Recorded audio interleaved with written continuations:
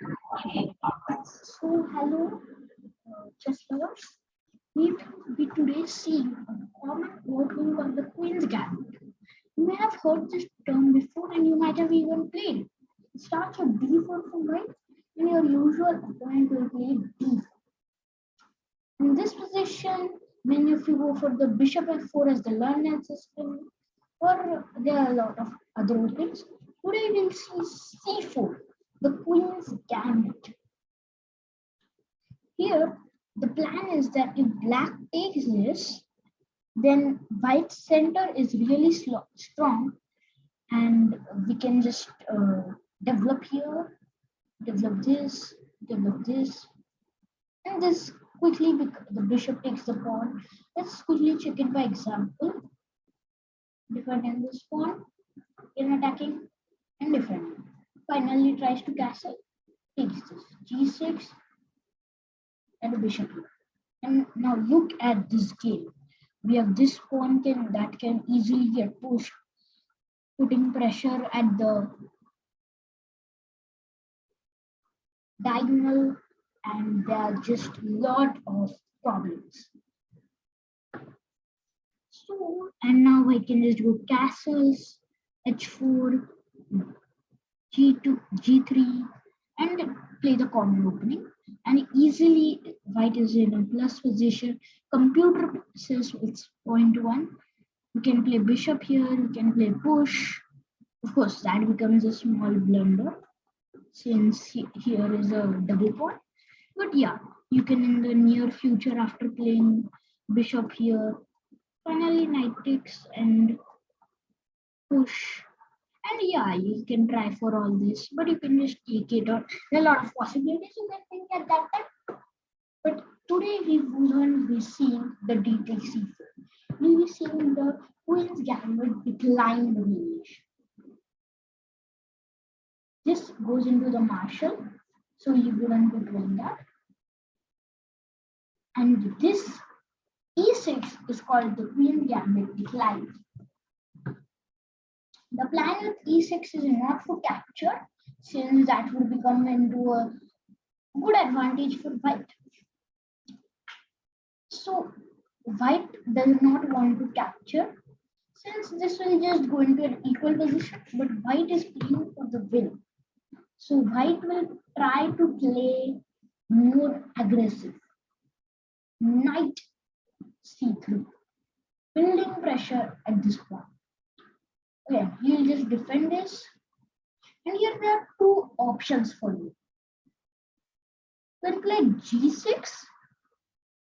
Now this might sound passive, but actually this is a small aggressive line.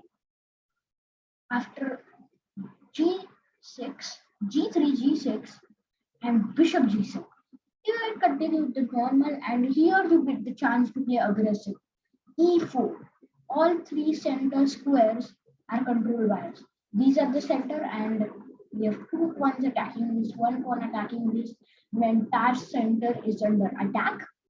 This is one way to attack, and he'll be forced to capture either of these pawns, this or this one. Which both would, this one might look for you that the bishop to g7 it can't happen, but you can just simply later in the game go for this and just take it. No need hurry for it, but yeah, you might want to hurry since after this you try to play slowly because you go castles, and now this trick won't exactly work since he might play a few moves. Like, of course, this is not the exact position, but there might not be a move currently, but he can try with something like this for a sack to decoy it and try to attack on the center like this. Try taking this, and of course, you have to. He will try to decoy you by doing this. So, of course, you might want to hurry a bit.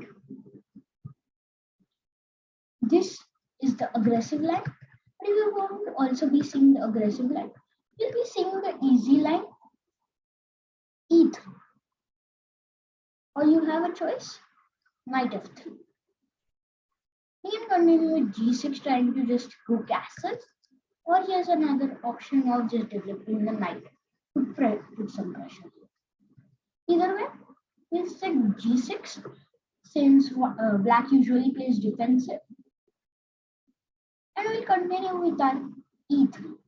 Of course, if you want to play the bishop here to pin this, you can, but today we'll see the e3. Our plan is not a good plan, but after g6, you might want to play e3, since after bishop g7, you have a small chance to attack from the queen side. Without the bishop, you can bring in your bishop slowly, like, let us just take it an example, he castles. Putting your bishop here, he brings his knight, and you get a small, like, you get the rook or you get the knight. So these tricks can work. So this is the trick we can use, but we won't exactly see because our opponent would be smart enough to quickly understand these tricks. So bishop g7. We play bishop e4. Notice we are not going here, because if we go here, he will go captures and we will go captures, and we just move one square. But after coming here, if he goes pawn into, bishop into, we move two squares. So that isn't a big deal. Or you can also try for bishop d. Play this before, and you can again play the bishop here. But again, this pawn into captures and all these threats remain. Black doesn't want to immediately move castles any place. We simply develop by playing h3. Not a good move, looks passive, but our plan is why black will finally get so frustrated that nothing is going on the game that he'll finally be tempted to take it. Now we'll finally take with the bishop takes. Then the bishop develops, and finally white castles, black castles, and this is a pretty plus position for white. So from this, white can just simply maybe try for a g4 attack to not let him run here, not let him run here, not let him run here, only one square for the knight. So g4 is a really strong move. Black has just no choice. He tries to bring the queen into the game, tries to bring the rook and the queen here.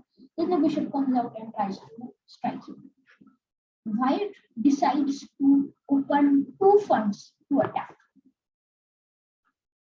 e4. Now white is striking on the king side, and white is striking on the center. So here now white comes into this position, tries to attack this, but it's of no use with a push. Of course, queen can't take since the knight, so he has to somehow defend it. He uses the knight, bishop takes, and just a push. After this, the queen has to go somewhere. If it comes here, then this is coming, and it is just completely devastating. So let's think that he is not that bad of a player, and he comes here. Still, this is coming, or better, very good. And this is just a destroyed position. So this is the best move according to the rule. 8.5 is an advantage where we do not need to discuss how to continue. So guys, like always, thank you for watching. Remember to share, subscribe, and like the video.